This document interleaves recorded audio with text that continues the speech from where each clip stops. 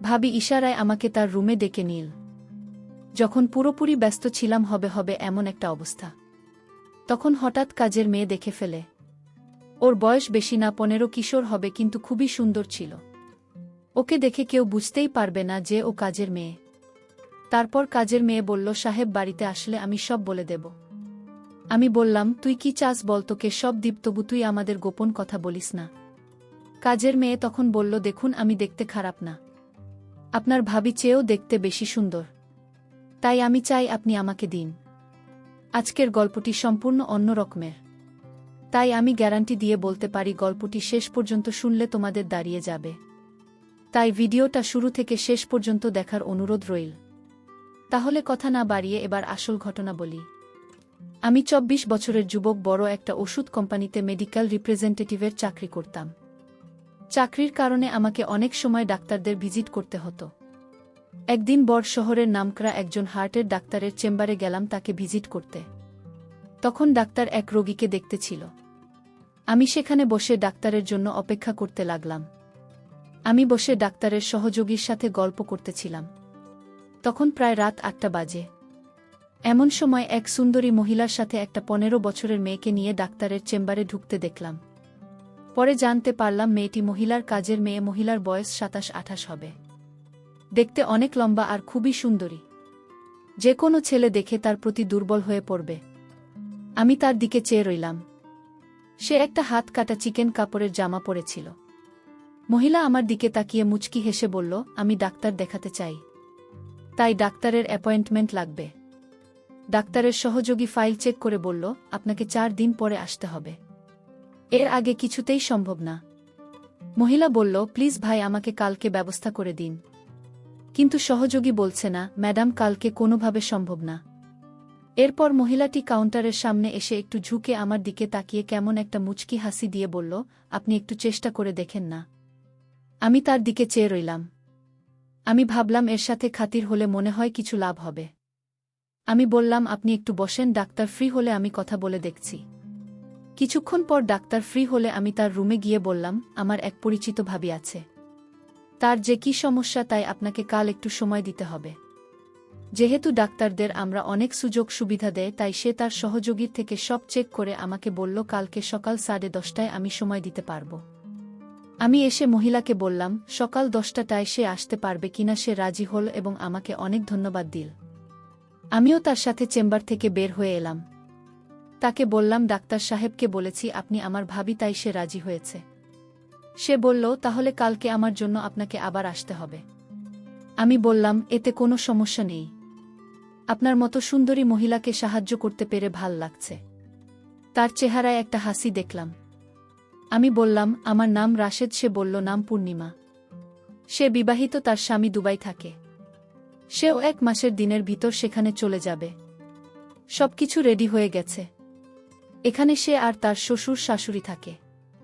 আমরা আলাপ করতে করতে হাঁটতে লাগলাম। সে বলল, আমার বাসায় চলে 1 কাপ চা খেয়ে আসবেন। আমি বললাম, আজ না, অন্য একদিন যাব। কিন্তু পূর্ণিমা আমাকে অনেক অনুরোধ করে। এরপর আমি রাজি হলাম। তারা দুজনে একটা রিকশায় উঠে আমি আমার মোটরসাইকেল নিয়ে তাদের পিছু পিছু গেলাম। তাদের বাসায় গেলে তার শ্বশুর শাশুড়ির সাথে আমার আলাপ করিয়ে দিল। তাদের ছেলের বুকে সাহায্য করার জন্য তারা আমাকে অনেক ধন্যবাদ দিন। তারপর আমাকে চা বিস্কুট দিল।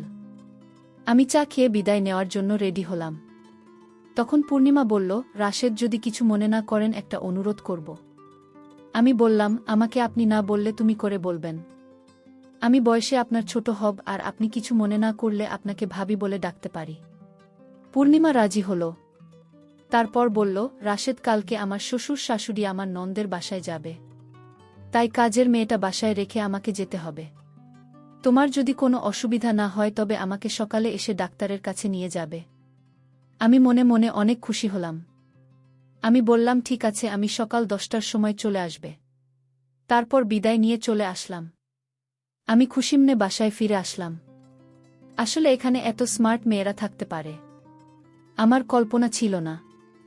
আমি সব সময় তা ফলো করে বেড়াই। আমি বাসায় এসে খাওয়া দাওয়া করে পূর্ণিমা ভাবের কথা ভাবতে শুরু করলাম, আর কালকে সকালের জন্য অধীর আগ্রহে অপেক্ষা করতে লাগলাম। পরের দিন সকাল 7টায় ঘুম থেকে উঠে আমি রেডি হয়ে পূর্ণিমা ভাবির বাসায় চলে গেলাম।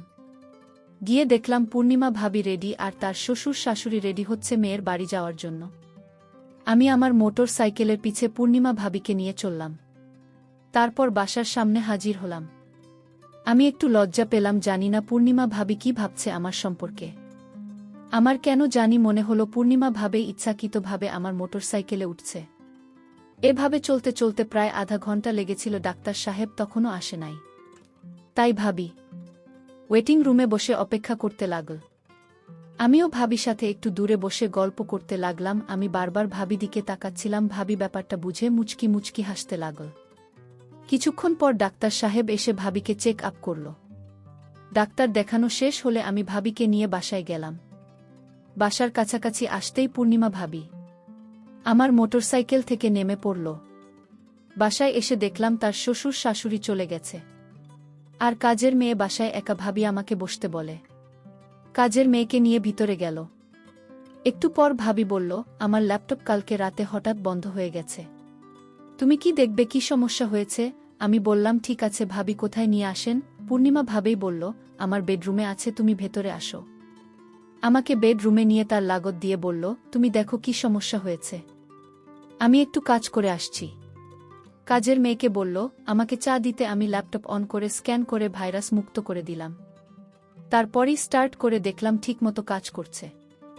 আমি তখনও ল্যাপটপ নিয়ে ঘাটাঘাটি করছি। প্রায় 20 মিনিট পর পূর্ণিমা ভাবি আসলো। আমি তার দিকে তাকিয়ে অবাক হয়ে গেলাম। তারপর পূর্ণিমা ভাবে আসলো।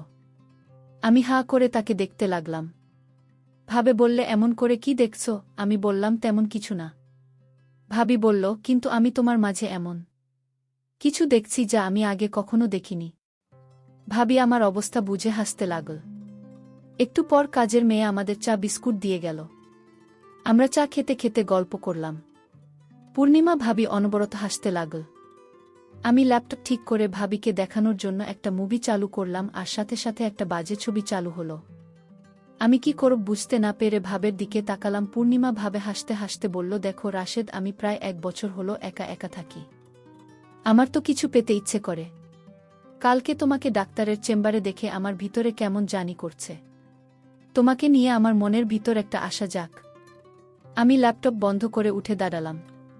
পূর্ণিমা ভাবি হেসে উঠে গিয়ে রুমের দরজা বন্ধ করে দিল। পূর্ণিমা ভাবি দরজা বন্ধ করে আমার সামনে আসলো। এমন সময় হঠাৎ করে দরজার বাইরে থেকে 15 বছরের কাজের মেয়েটা নখ দিয়ে ডাক দিল। আমি মনে মনে বললাম, আসার আর সময় পেল না। পূর্ণিমা ভাবিকে কাজের মেয়ে বলল, আপনি ওনাকে নিয়ে এখানে কি করছেন? পূর্ণিমা ভাবে বলল, আমি যা খুশি তাই করছি, আর তোর তো সাহস কম না। আমি এখানে কি করছি তুমি জিজ্ঞাসা করলি কেন আমারে? কাজের মেয়ে বলল, ম্যাডাম আমি তো খারাপ কিছু বলিনি। ম্যাডাম বলল, তুই এখন যা, তোর রুমে গিয়ে ঘুমান। কাজের মেয়ে তখন বলল, ঠিক আছে ম্যাডাম, আমি যাব। কিন্তু আপনারা যা করছেন তা কিন্তু মোটেই ভালো না। সাহেব বাড়িতে আসলে আমি সব বলে দেব। কাজের মেয়ের মুখে সব কথা শুনে আমার মেজাজটা খুব খারাপ হলো। আমি বললাম, এই ছোটলোক, আমি এখানে কি করছি? তুই আমার স্বামীকে বলবি। ম্যাডাম আপনি তো ভালো করে জানেন কি করতে চাইছেন। বাহিরের একটা লোক রাতের বেলায় কারো বাসায় এভাবে থাকতে পারে না। আমি বললাম, তুই কাল থেকেই বাসায় আসবি না। আমি তোর চেহারা দেখতে চাই না। 2 দিন দিনভর পাকামি করছিস। ঠিক আছে ম্যাডাম, আপনার মতো খারাপ ম্যাডামের বাসায় কাজ করার ইচ্ছাও আমার নাই। তবে ম্যাডাম আপনি মনে রাখেন আজকের দিনের কথা। আজকে আপনি কি করতে চাইছিলেন তা কিন্তু আমি ভুলব না, আর বলেও দেব। আমি কাজের মেয়েকে বললাম, এগুলো আমার স্বামী কখনো বিশ্বাস করবে না। কাজের মেয়েটি তখন বলল, বিশ্বাস কিভাবে করতে হয় তা আমার জানা আছে। কাজের মেয়েটি তখন বলল, আমার মোবাইলের সব রেকর্ড করা আছে। একটা অচেনা ছেলে আপনার রুমের ভিতর কি করে সেটা একটা বাচ্চা ছেলেও বুঝবে। কাজের মেয়েটা এত পাকা পাকা কথা জানে, আমি জানতাম না। আর তাছাড়া তার মাথায় প্রচণ্ড বুদ্ধি আছে। আমি এখন কি করব বুঝতেছি না। তখন রাশেদ বলল, রাগ করে কোনো সমাধান হবে না, উল্টো মান সম্মান যাবে। আর তাই আমি এর সমাধান করছি। ভাবি আপনি কোনো কথা বলবেন না। আমি কাজের মেয়েটিকে জিজ্ঞেস করলাম, আচ্ছা তুমি কি চাও এর বিনিময়ে? কাজের মেয়েটি বলল, আমি কিছু চাই না, আমার টাকা পয়সার কোনো লোভ নেই। আচ্ছা তাহলে কি করলে তোমার মুখটা বন্ধ রাখবে আর আমাদের কথা কাউকে বলবেন না? কাজের মেয়েটি বলল, একটা জিনিস চাই, যদি দেন তাহলে আমি কাউকে কিছু বলবো না। আমি বললাম, আচ্ছা ঠিক আছে, এখন বলো তোমার কি জিনিস চাই। কাজের মেয়েটি তখন বলল, আপনি ভাবির সাথে যা করতে চেয়েছিলেন আমিও তা চাই। কাজের মেয়ের মুখে এমন কথা শুনে আমার কলিজাটা কেঁপে উঠল। আরে বলে কি? আমি তখন কাজের মেয়েটিকে প্রশ্ন করলাম, এর আগে কি তুমি এরকম হয়েছে কারো সাথে? কাজের মেয়েটি বলল, না হয়নি, কিন্তু আমি চাই। আমি কাজের মেয়েটিকে বুঝিয়ে বললাম, দেখো তুমি এখনো বাচ্চা মেয়ে। আচ্ছা তুমি নিজেই বল, এখন কি তোমাকে বিয়ে দেওয়া ঠিক হবে? কাজের মেয়েটি বলল, আমার পাশের বাড়ির বান্ধবী, সে আমার থেকে 2 বছরের ছোট, তার যদি বিয়ে হতে পারে তাহলে আমার হতে পারে না। আমি কাজের মেয়ে। প্রত্যেকটা কথা শুনে অনেক অদ্ভুত লাগছে। আমি তখন কাজের মেয়েটিকে ধমক দিয়ে বললাম, তুমি যেসব বলছো তোমার কি ভয় করছে না? ভয় করবে কেন? বন্ধুরা, ভিডিও মাঝখানে একটা কথা বলতে চাই, আমি তোমাদের আনন্দ দেওয়ার জন্য রাত জেগে খুব কষ্ট করে ভিডিও বানাই। তাই তোমাদের কাছে অনুরোধ থাকবে, অবশ্যই এই ভিডিওটি দেখে একটি লাইক করবে এবং চ্যানেলটি সাবস্ক্রাইব করে পাশে থাকবেন। আজকাল তো এসব বিষয় পানি ভাত।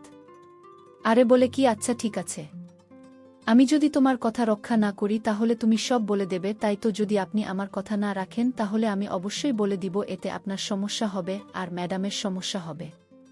আমি তখন কাজের মেয়ের সাথে কথা বলে পারছিলাম না, আর তাই তার প্রস্তাবে আমি রাজি হলাম। পূর্ণিমা ভাবি বলল, আপনি কি বলছেন? ওইসব কি পারবে আপনার সাথে? আপনি কি পাগল হয়ে গেছেন নাকি? আমি বললাম, দেখো ভাবি, ওর মুখ চাপা দেওয়ার জন্য এছাড়া আমাদের অন্য কোনো উপায় নেই। সে পারুক না পারুক সেটা তার বিষয়, আমি চেষ্টা করে দেখতে পারি। ঠিক আছে, আপনি যা ভালো মনে করেন তাই করেন, পরে সমস্যা হলে আপনি বুঝবেন, সেই চিন্তা তোমার করতে হবে না, আমি সব সামলে নেব। আমি তখন কাজের মেয়েটাকে বললাম, কোথায় যেতে হবে বলো? কাজের মেয়েটি বলল, এই ভাষায় আরও একটি রুম আছে, যে রুমে আমি রাতে একা থাকি সেই রুমে। কোথায় সেই রুম? কাজের মেয়েটি বলল, আসুন আমার সাথে। আমি কাজের মেয়ের পিছু পিছু গেলাম। তারপর সে যে রুমে থাকে সেই রুমে আমাকে নিয়ে গেল। আর পূর্ণিমা ভাবি বলল, আপনি যান, চিন্তা কইরেন না, আমি আছি বারান্দায়। আমি পূর্ণিমা ভাবিকে বললাম, ঠিক আছে, আপনি বারান্দায় থাকেন। তারপর কাজের মেয়ের রুমে ঢুকলাম। কাজের মেয়ে বলল, আপনি অনেক সুন্দর দেখতে। আমি বললাম, তাই? কাজের মেয়েটি তখন দরজাটা লক করে দিল। আমি বললাম, দেখো, দরজাটা লক করে ঠিক করেনি। সে বলল, উত্তম কাজ করেছি। কাজের মেয়েটি তখন বলল, আপনার সাথে হওয়ার আগে আপনি আমার হাতের তৈরি করা 1 কাপ চা খাবেন। আমি বললাম, চা খেলে মন ভালো থাকে, তুমি চা বানালে আমি অনেক খুশি হব। আমার জন্য চা বানিয়ে এনে আমার হাতে চা হাতে তুলে দিল। তারপর আমি বললাম, তুমি চা খাবে না? কাজের মেয়ে বলল, আমি চা খাই না, আপনি খান। আমার চায়ের প্রশংসা সবাই করে, আপনিও করবেন আশা করি। তারপর আমি চা খেতে শুরু করলাম, আর কাজের মেয়েটি আমার দিকে অন্যরকম দৃষ্টিতে তাকিয়ে রয়েছে। আমি চা খেতে আমার বুকের ভিতরটা মনে হচ্ছিল পুড়ে যাচ্ছে। আমি ভাবছি হয়তো গরম চা এমনি হতে পারে।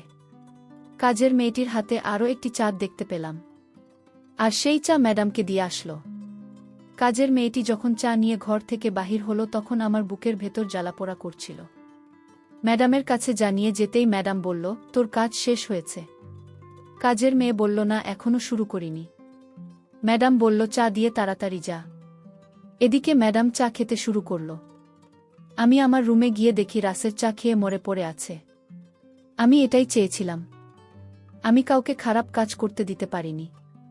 যে কাজ আল্লাহ পছন্দ করে না তারা সেই কাজ করে।